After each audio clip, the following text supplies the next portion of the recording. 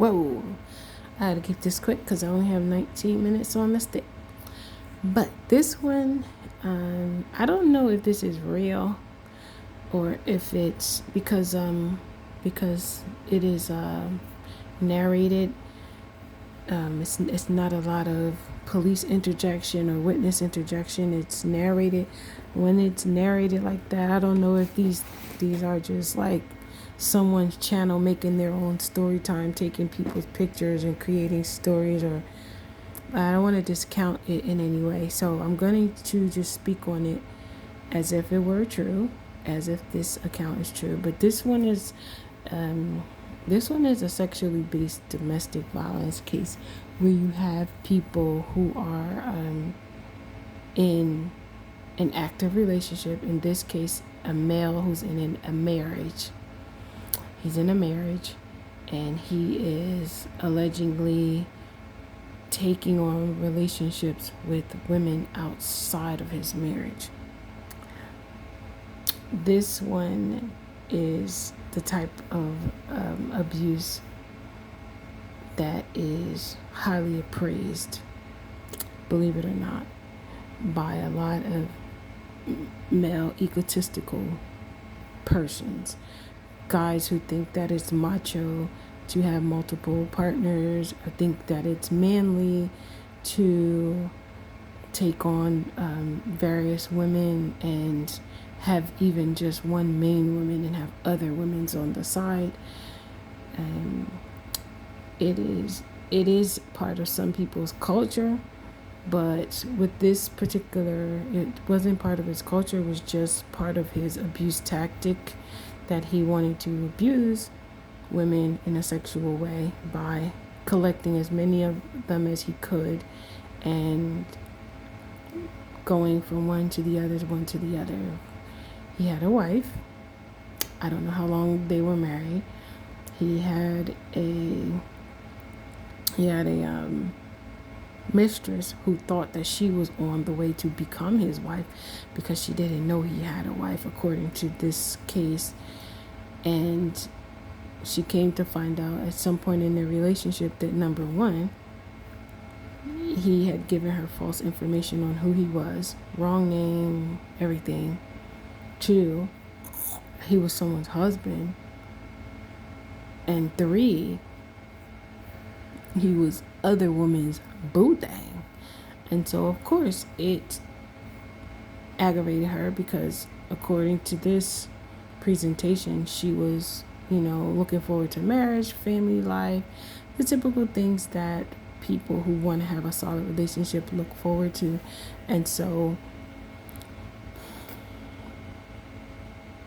she took it upon herself and contacted his wife and his mistresses to let them know who she was in his life. And maybe it was just her reaction that she thought, like, no.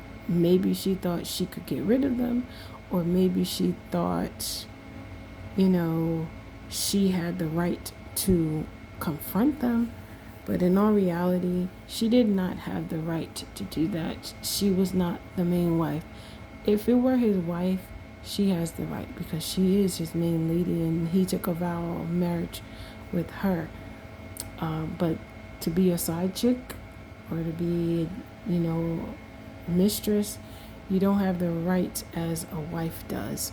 So she took on the role as if she were the wife, and she went through his phone and she called up everyone and let them know. And when it got back to him, he was highly frustrated because she confronted him as well, and he took her off into an area near his home and strangulated her and set her ablaze and tried to get rid of any pertinent evidence.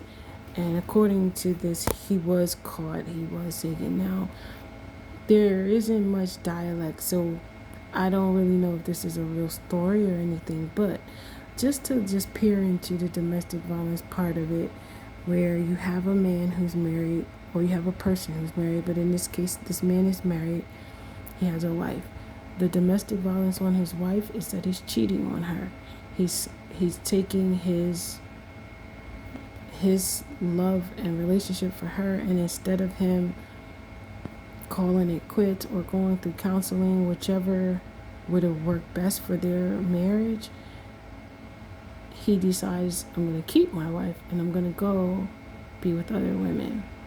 And then not on top of that, he was giving these other women fictitious information as to who he was, so that way, it would be hard for them to figure out that he had a wife and a whole life outside.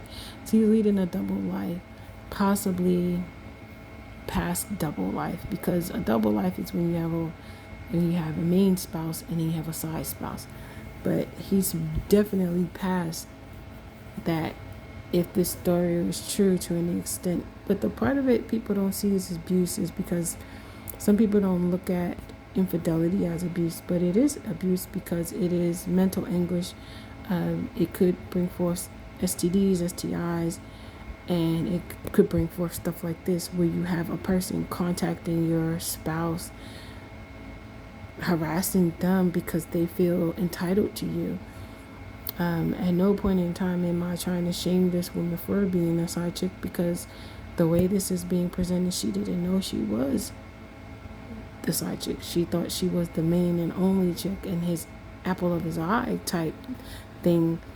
But unfortunately, it is part of domestic abuse, and it has a lot to do with the beginning sides of how intimate partner abuse begins. That's usually how it begins. It begins with a spouse taking on another partner or multiple partners, having secrets about their sexuality and or sexual, I guess, interactions with other people, and it eventually becomes violent because someone's gonna figure it out. If you're engaging in multiple partners and you're not being safe about it, and sometimes even if they consider themselves being safe about it, they're gonna bring back different diseases, STDs, STIs, and of course the behavior will change drastically because they're going to be angry. They're going to be feeling like that they have reason to be mad at the other partner for not being the partner they want to be with at that time, which is when the intimate partner violence accelerates, because they may have intimate time, but they may be extremely rough or abusive. If you're in an intimate partner relationship and you notice that during intimate times that your partner chokes at your neck or pulls at your hair, or rips at your clothing, or requires you to wear certain attire, all of the, some people, they call themselves liking it rough or whatever, and might be a little explicit for people who got virgin ears, so don't listen if you don't. But I'm a mature person and I like to teach people about some of the dangers that do exist in those types of relationships, because that can help them make proper decisions for themselves.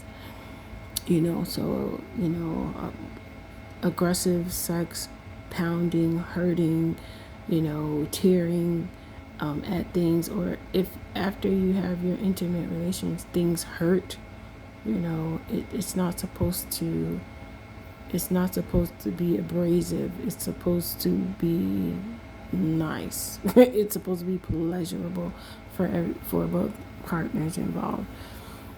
So if you happen to be in one of those scenarios, you might want to start wondering if you are in an intimate partner, an intimate violent partnership with your spouse, and that's usually what it is, unfortunately.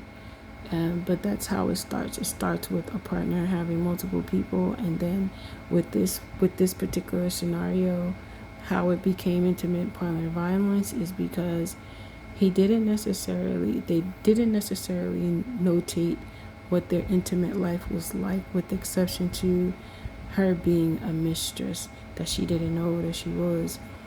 But the fact that when she confronted him, his response was to strangulate her, that speaks volumes. That knows that this was not just like passion of crime, like people like to say and stuff like that. He likely had a history of being to some degree abusive to her, and she probably didn't expect him to take it to that extent. So I just wanted to say that this, I wasn't really expecting it to come out of nowhere like that, but it did. And I'm gonna have the link if you want to watch it. And there's other shows that I watched today. I was watching Cruise Ship Killers, and I saw a repeat episode. It was one of the episodes I watched, but it was about, a narcissist like that. He was a man. He had a woman.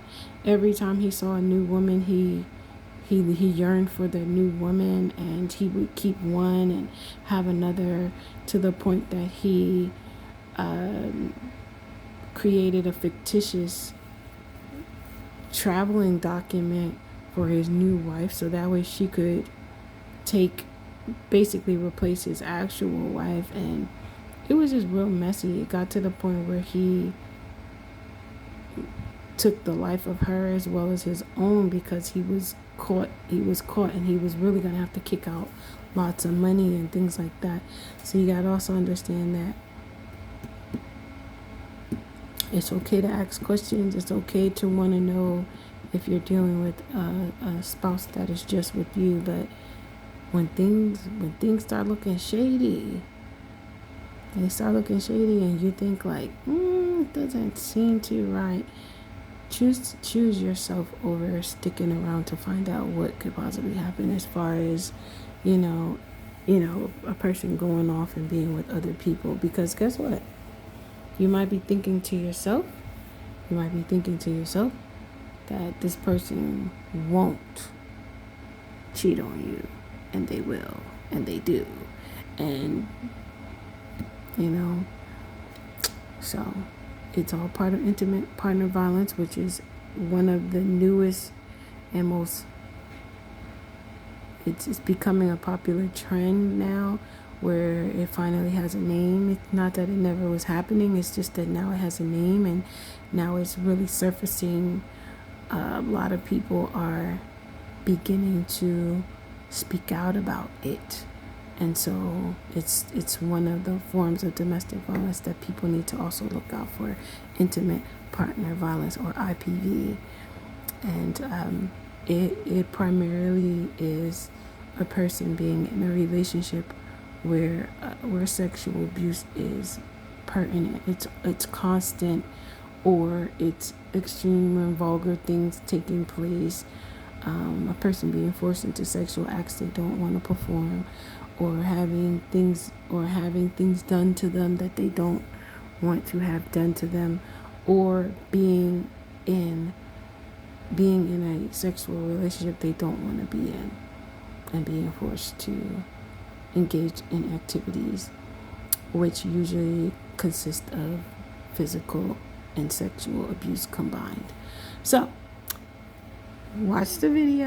I hope that you can gain some insight from watching it. It's going to be in the reference link in the description. Take care. Be safe. Have a blessed day. I'm out.